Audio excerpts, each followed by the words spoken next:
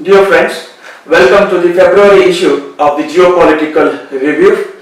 Today we have with us Dr. Nandakishor to apprise us about the various geopolitical events that have taken place in the month of January.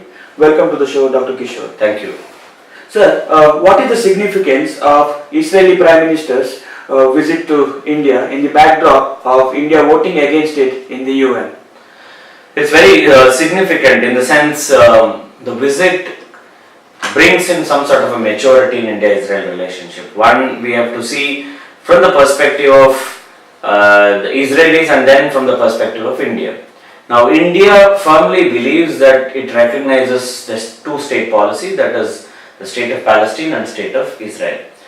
Now, having said that, India has maintained this for a very, very long time. At the same time, then how did India vote against Jerusalem? If you look in, my humble submission is that probably there was some sort of a tacit understanding between India and Israel, convincing Israel that this particular vote is not going to make any big difference because it's not going to hurt Israel, nor it's going to bring any significant change. And the stand which is taken by the United States will not be taken back as long as Mr. Trump is there as the President of the United States.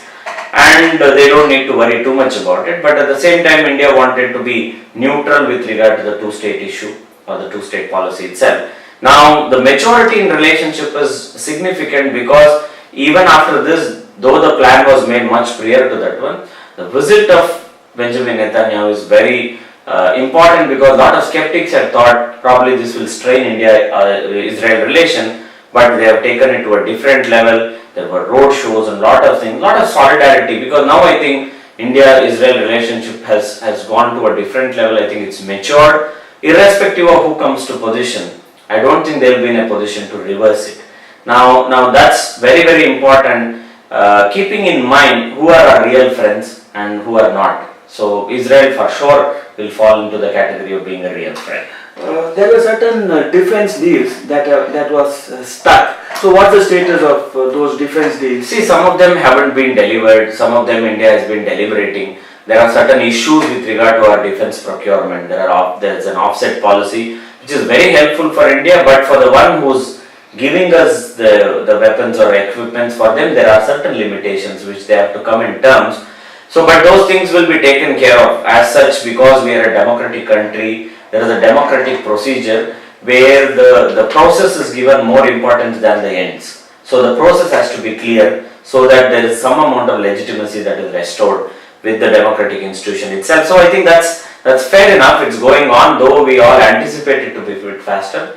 But for sure, some of these things that were taken up as part of the discussion will be pursued, and I think we will find significant changes in the time to come.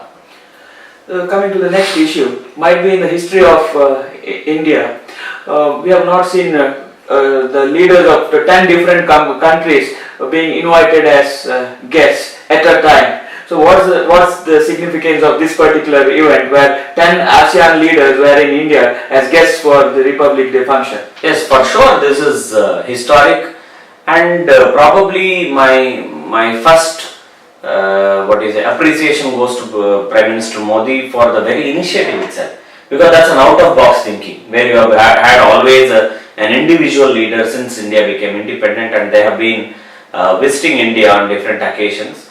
Here is a case where he invited 10 leaders. That also shows that he was capable of handling all of them at the same time. And it's interesting because this particular government had pushed this idea of Act-East policy.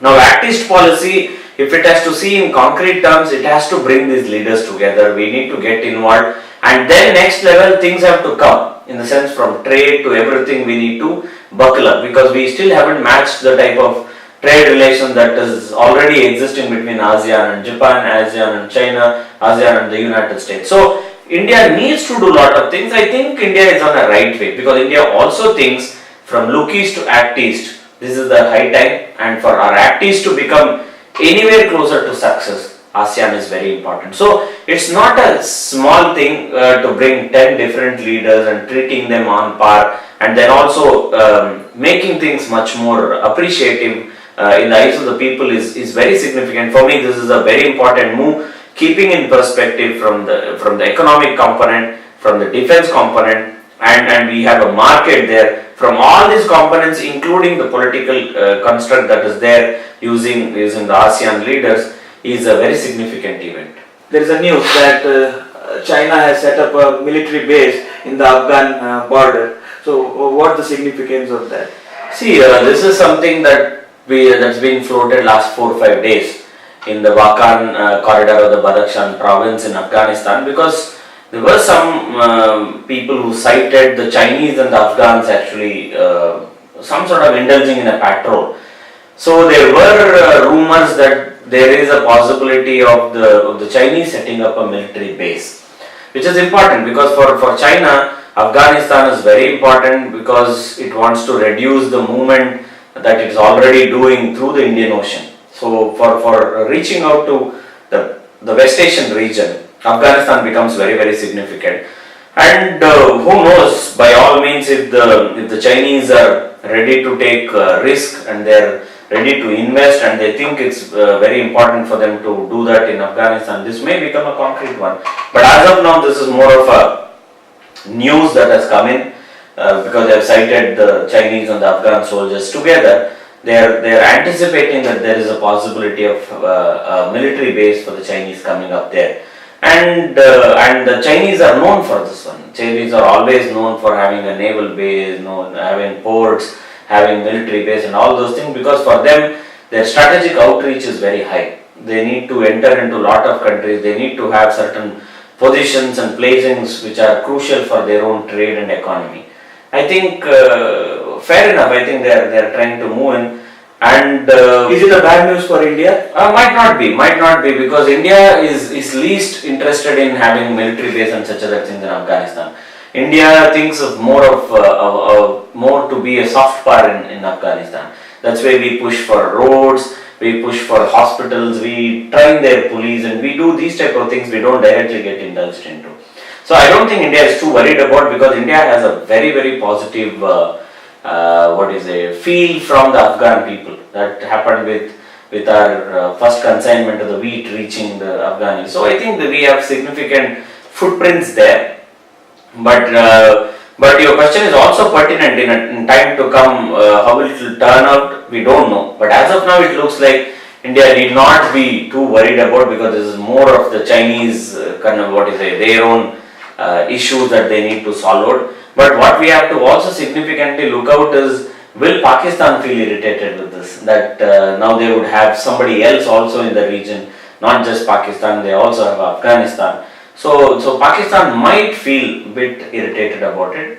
But let's wait and watch. That's what I can say as of now. This is as of now is a news, and we don't know anything concrete would come up. With this, I think we have covered most of the significant geopolitical events that have taken place in the course of last 1 month. With this, we come to the end of the current issue of Geopolitical Review. Thank you, Dr. Kishore.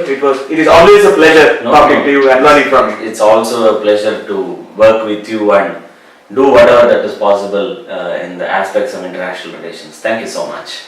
Thank you, dear friends. Have a great month ahead.